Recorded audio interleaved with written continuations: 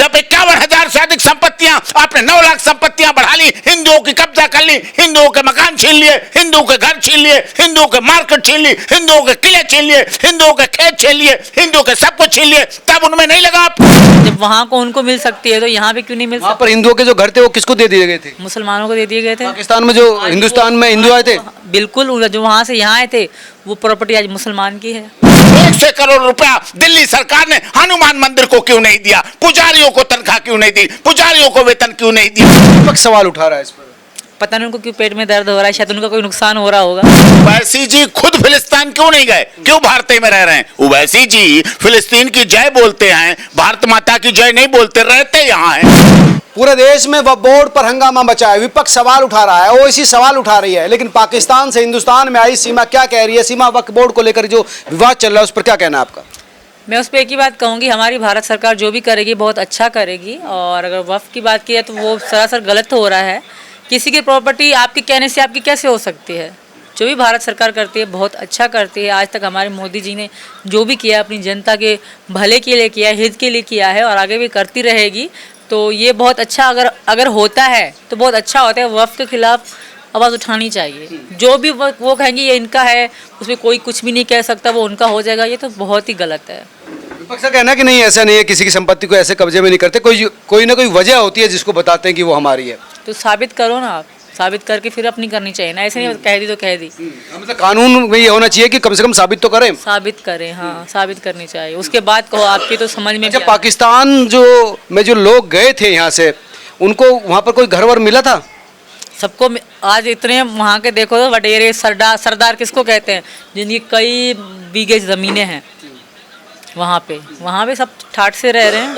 लेकिन यहाँ पर जो जमीनें छोड़कर गए थे लोग, उनकी जमीन वक्फ ने ले ली थी। अच्छा, जो वहाँ के हिंदू आए थे तो उनको नहीं मिली? नहीं मिली।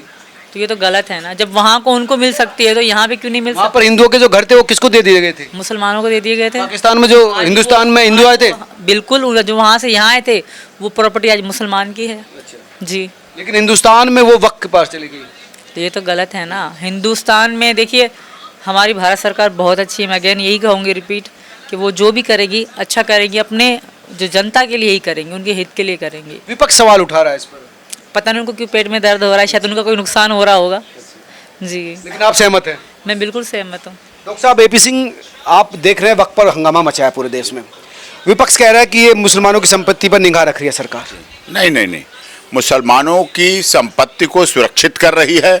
मुसलमानों की बहन बेटियों की बेइज्जती जो ट्रिपल तलाक के द्वारा हो जाती थी, उनको सुरक्षित किया। आज मुसलमान बहन बेटियां रानी, महारानी और पटरानी बनके अपने मकानों में इज्जत और सम्मान के साथ रह रही हैं, क्योंकि भारत में ट्रिपल तलाक को ऐश कर दिया गया। आज जम्मू कश्मीर के मुसलमान, लद्दाख, लेह, डल झील, श्रीनगर के मुसलमान पत्थरबाजी से हटकर, आतंकवादियों से हटकर, मुकदमों से हटकर IAS, IPS, डॉक्टर, MBBS और खेलों में पदक ला रहे हैं, अपना नाम रोशन कर रहे हैं। इस देश में, दुनिया में अगर कहीं कोई सुरक्षित मुसलमान है तो वो भारत है। दुनिया में अगर सबसे अधिक मस्जिदें हैं तो भारत में हैं। दुनिया में अगर सबसे अधिक संपन्न मुसलमान कहीं है तो भारत में है। दुनिया में सबसे अधिक कानूनी अधिकार किसी मुसलमान को है तो भारत के मुसलमान को है। ये भारत सरकार की वजह से है, मोदी जी की वजह से। इस पर सवाल उठा रहे हैं कि बोले नहीं इससे। उवैसी जी खुद फिलिस्तीन क्यों नहीं गए? क्यों भारत में रह रहे हैं? उवैसी जी फिलिस्तीन की जय बोलते हैं, भारत माता की जय नहीं बोलते, रहते यहाँ हैं, चुनाव यहाँ जीतते हैं, संसद यहाँ रहते हैं, संसद की सुविधाएं यहाँ लेते हैं, संविधान की यहाँ शपथ खाते हैं और भारत माता को गलत बोलते हैं। तो ये तो अलग बात है उनकी। और ये इसीलिए दुनिया के जितने बड़े देश हैं, चाहे लेबनान हो, तेहरान हो, ईरान हो, इराक हो, जद्दा हो, सब ने अपना सर्वोच्च सम्मान, अपने देश का सर्वोच्च सम्मान भारत के प्रधानमंत्री नरेंद्र मोदी जी को दिया। क्यों नरेंद्र मोदी जी को दिया?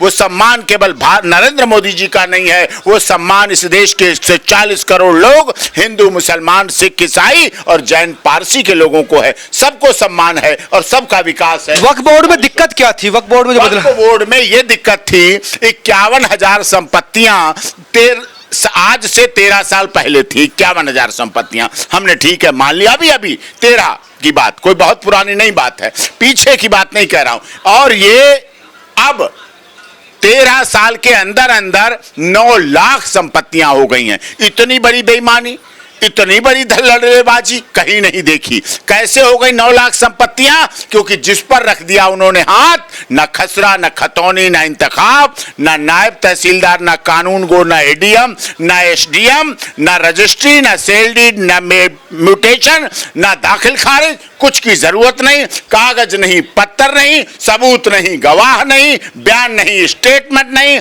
सरपंच नहीं, प्रमुख और गांव का प्रधान नहीं, सिर्फ उनका कहना ही काफी है। ऐसे उन्होंने 51,000 से संपत्तियां बढ़ाकर 9 लाख संपत्तियां कर ली हैं। ये गलत है, इसीलिए 40 सुधार हो रहे हैं, इसीलिए महिलाओं को भी उसमें रखा जा रहा है। महिलाएं भी हमारे देश में आधी आबादी हैं, क्योंकि उनका भी भविष्य, इसीलिए मोदी जी ने महिलाओं विपक्ष कह रहा है कि इसमें हिंदुओं को भी रखा जा रहा है बोर्ड में। हाँ, हिंदुओं को रखे जाने में गुनाह क्या है? मुझे ना बताइए क्या गुनाह है? हिंदुओं की संपत्तियां लेते हुए आपको गुनाह नहीं लगा?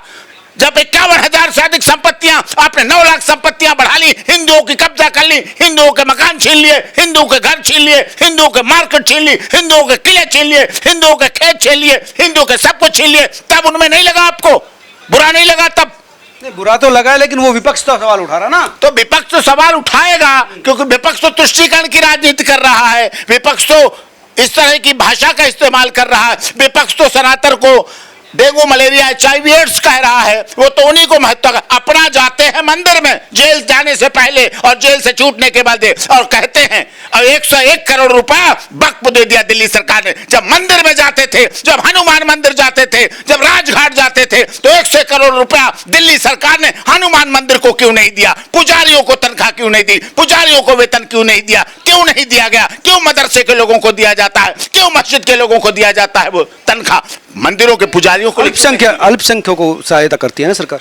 वाह वाह वाह, इसमें भी कोई बात है। यही भावना, यही तुष्टीकरण की नीति, यही बेईमानी है। यही वक्त के 40 सुधारों के बाद कानून में बदलाव आएगा। यानी बदलाव होना चाहिए सीमा। बिल्कुल होना चाहिए। हमारी सरकार बहुत अच्छी है और देखना एक दिन सब ओके होगा।